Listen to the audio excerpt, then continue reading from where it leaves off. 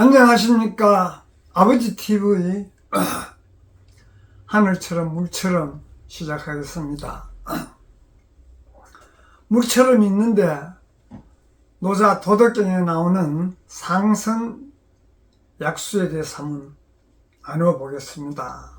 우리 상선 약수하면 다 잘 알고 계시겠지만은 우리의 삶을 상선 약수같이 한번 살자는 의미에서 나눔을 하고자 합니다. 상선 약수, 선의 최고는 물과 같다는 이야기인 줄 다 알고 계실 줄로 압니다.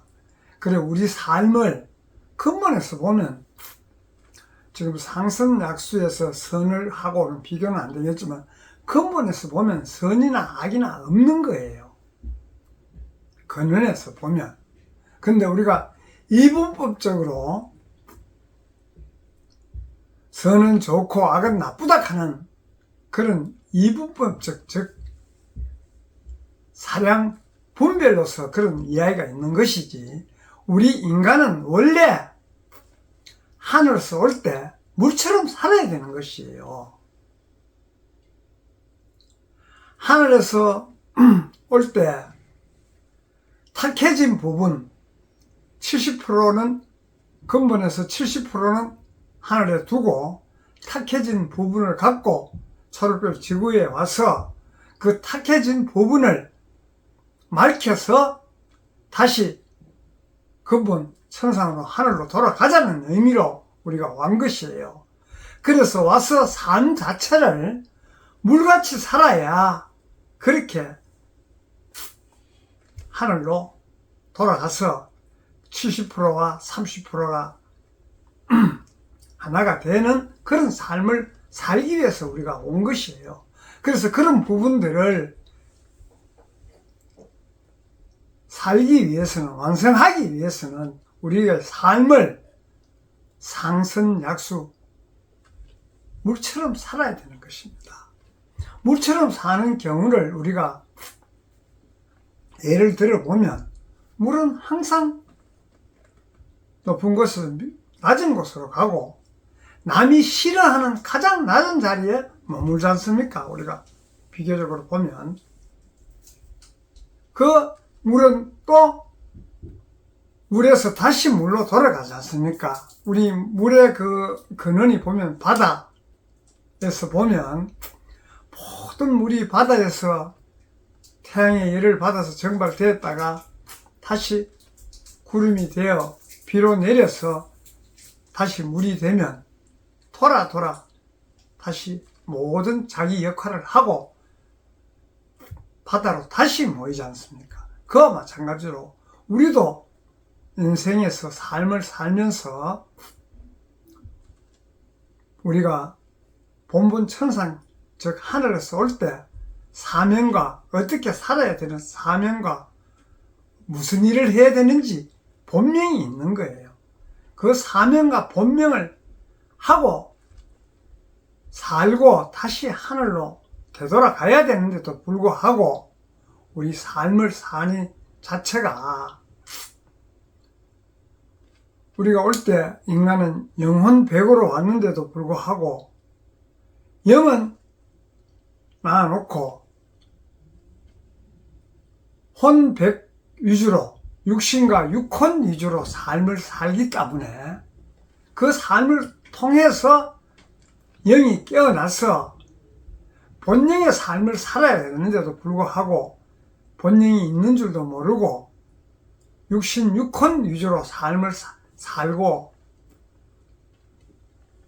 인생을 마치면 사는 것이 물처럼 사는 것이 아니고 본영의 삶을 살 때 물처럼 사는 것이에요.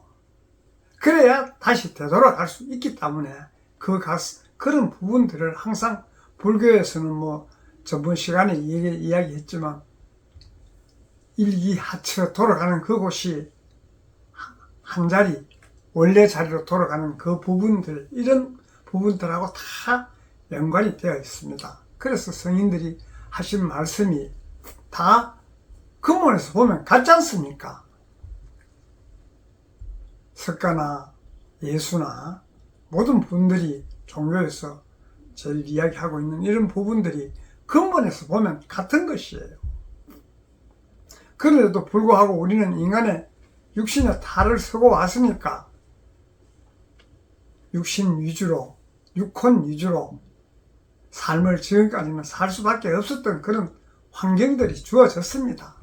그래서 그 환경에 따라 그렇게 살다 보니 지금 또 힘들어서 힘든 우리 인간이라는 것은 돌아보게 되지 않습니까? 돌아보니까 내가 올 때는 물처럼 살라고 왔는데도 불구하고 물처럼 살지 않고 내 이기심과 욕심과 사량 분별심으로 살다 보니 물처럼 살지 않고 자연적으로 살지 않고 내 육혼적으로 내 이기심으로 욕심으로 살다 보니 점점 더 멀어지기 때문에 이 고통이 더 심해지는 것이에요. 과거는 우리가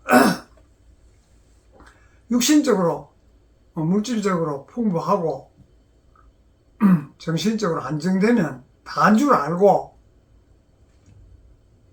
그저 물질을 이루는 데만 급급했지만 물질을 어느 정도 이루고 보니까 와, 과거보다 지금 더 고통스럽고 더 힘들지 않습니까? 물질적으로 풍부하겠지만 정신적으로. 그래서 뭐 지금 병들이 공황장애니 뭐 조혈증이니 이런 병들이 과거에는 없었는데도 불구하고 새로운 병이 의술은 발달했는데도 불구하고 새로운 병들이 생겨나고 지금 병원에 보면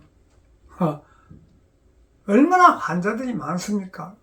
인구는 줄고 의학은 발전됐는데도 불구하고 환자가 과거에보다 많다는 그 자체는 우리 근본에서 올 때 근본에 도리에 어긋나기 때문에 근본에 입장에서 봤을 때 벗어나기 때문에 이런 현상들이 오는 것이에요. 그래서 지금은 물처럼 살지 않으면은 우리가 항상 불안하고 걱정되고 서로가 서로를 불신임하는 이런 사회가 형성되고 있지 않습니까? 그래서 상선약수가 서로 이렇게 깊이 우리가 더 통찰하고 그런 삶을 살 때 인간이 인간다운 삶을 살고 본영 본존자로서 근본의 삶을 살고 원시반복할 수 있다고 보기 때문에 오늘 상성약수라는 사자성어 도덕경에 나오는 말씀을 갖고 같이 나누고 있습니다.